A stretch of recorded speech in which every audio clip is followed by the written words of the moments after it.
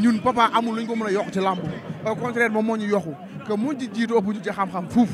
ñun dañuy ñëw suñu participation bu ndaw def ko ci xam nga ba tax na ñoo ngi boole xol yi yéene yeeg lépp di ko ñaanal yàlla may ko ndam le 17 incha allahu taala waaw nit ci ñëw ñëpp ñëw jàpp parce que génération xare képp kuy bëggee Modou ci àdduna na ñëw jàpp ci bis bi xam ni bis bi suñu bis la ñun ñëpp ñun ñoo ko bokk dañ ñëw ñëpp jàpp comme ni ma ko waxee woon rek ñëpp ñëw jàpp ci incha allah Papa am ndam lu rëy ci kaw Ama le 17 incha allah ñu indi ko parcelle bu soobee yàlla. merci Modou s'il vous plaît dégg naa clé bi nga ko war a daane yow yaa ko jox. ah non Papa moo ñu jox bagage yi. déet waay. waaw moo ñu jox bagage yi wax dëgg waaye.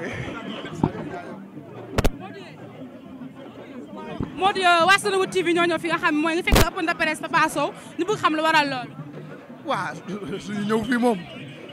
warul nekk gan wala lu bett nit ñi xam nga kenn umpalewul boobu ba léegi xam nga ñoo ngi jàppalante ci lépp xam nga ba tax na dañuy ñëw rek pour ñun def suñu soutien bu ndaw xam nga wane ñoo ngi ci ginnaawam parce que démb ci ginnaawam xam nga di ñaan yàlla may ko ndam rek le 17 incha allah. xam nañu ni yaa na ci ginnaaw Papa Sow yow la ñu soxla ñoom soxla ñu Papa Sow. te nee nañ ku bokk ci mafia bi xiir bi dina la caw. yóbbante gagal wu lamb yooyu yëpp ay waxu biti la rek